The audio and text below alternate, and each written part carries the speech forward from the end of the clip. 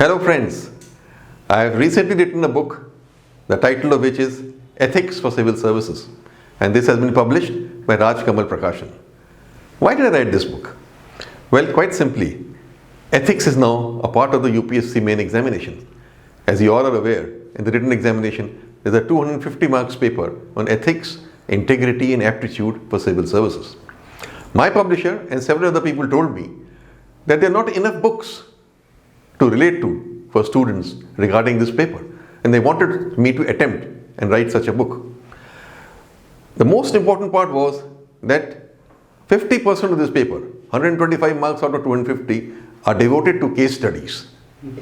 And case studies are related to real life examples of administration and governance, and they can only be tackled if somebody has some idea of what administration is all about. And therefore, with my 38 years of experience in the IAS, I could attempt these case studies and write further case studies. And that is the unique selling proposition of this book. There are 100 case studies in this book, in which I have analyzed and sent how these case studies should be answered and what could be the right kind of answer and how it will help the student to get higher marks if he approaches this in a particular manner.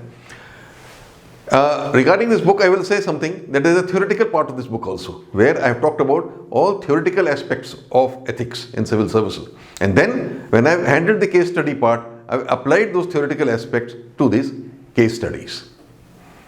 Now, for an illustration, I would like to take up one case study and show you how the case studies should be handled. But before that, let me tell you how to approach a case study in general. Sure, sir. As a further illustration of the case study method and how to handle case studies, I will take up yet another case study today, again relating to the 2019 paper. This is question number 5, and I'll just discuss that with you. First, I will read the case study for you. In one of the districts of a frontier state, narcotics menace has been rampant. This has resulted in money laundering, mushrooming of poppy farming, arms smuggling, and near stalling of education. The system is on the verge of collapse.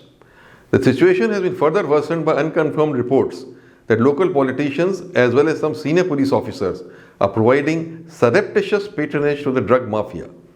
At that point of time, a woman police officer, known for her skills in handling such situations, is appointed as superintendent of police to bring the situation to normalcy. If you are the same police officer, identify the various dimensions of the crisis. Based on your understanding, suggest measures to deal with the crisis. So this is just a real life example. These type of things happen in real life in administration. These kind of things are faced by the officers of the IAS and the IPS when they are posted in the district. First of all, you must understand what are the issues involved, as has been mentioned in the case study. What are the issues involved? Number one, there is a district which is infested with a narcotics menace. What is happening is that is leading to money laundering, crime. Money laundering is a crime is taking place. Mushrooming of poppy farming, growing of opium. This is also wrong. This is also illegal, which is happening. Arms smuggling and near stalling of education. People are not getting educated. Boys and girls are not getting educated. They are all involved somewhere or the other in the narcotics trade, where their health is suffering, their education is suffering, and their quality of life is suffering in every possible way. So this is by far a very, very serious situation.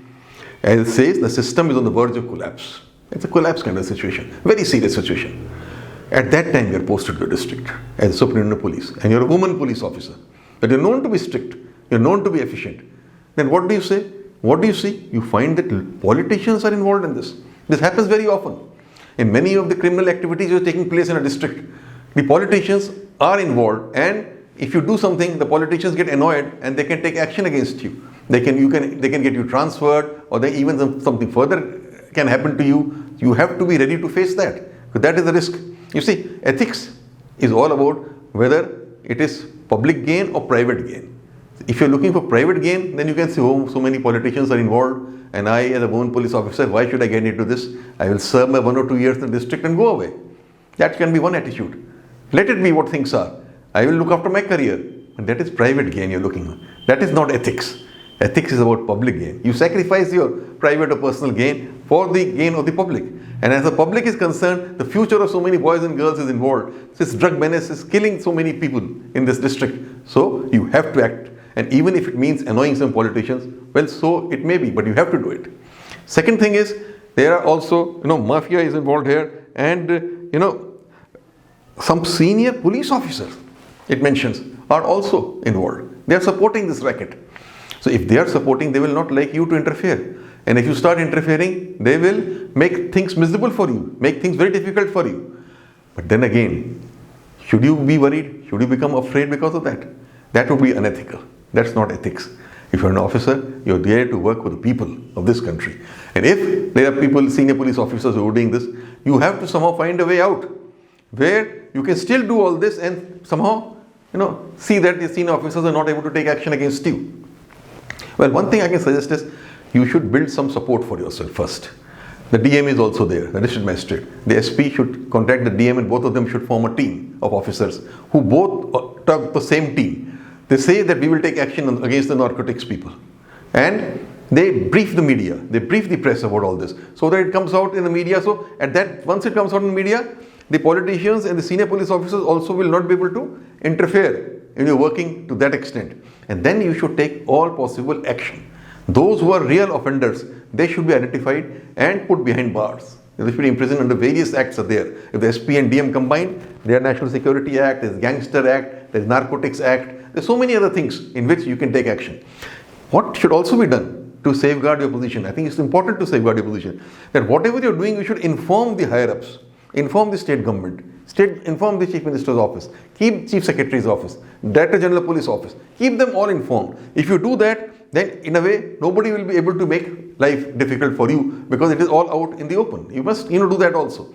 At the same time, you must see that how the lives of the people can be made better. It is a very crucial sentence that education has come to, a near end out there in this district. So, as along with your DM, you should set up more schools or see that the schools start functioning properly, children start attending schools, there are a lot of teaching is being done in the schools so that the atmosphere changes. And the part of this teaching, you teach them that narcotics is bad, drugs is bad, and how it is affecting their life, so that the whole attitude also changes. So if this kind of change you can bring about, it will be a kind of a revolution that will come about in society, and the whole attitude will change and people will start supporting you. When the entire populace of a district starts supporting you, then you don't have to worry about anybody else. No politician or no senior police officer will be able to trouble you or make life difficult for you. It's the quality of ethics that you implement, the ethical work that you're doing. You will naturally and always get support from the ordinary citizens, from the people of your district, and that is how you should run your district. So this is the ethical response to this situation. Not to run away just because there are powerful people involved, not to run away because you think that your career might get impacted, but to take a firm stand, at the same time act with common sense, at the same time act with discretion, keep people informed, build up a team, create an atmosphere so that generally you get support from the people and the citizens, and you don't suffer either, and you're able to achieve your objective. I think this is how you handle this kind of a situation.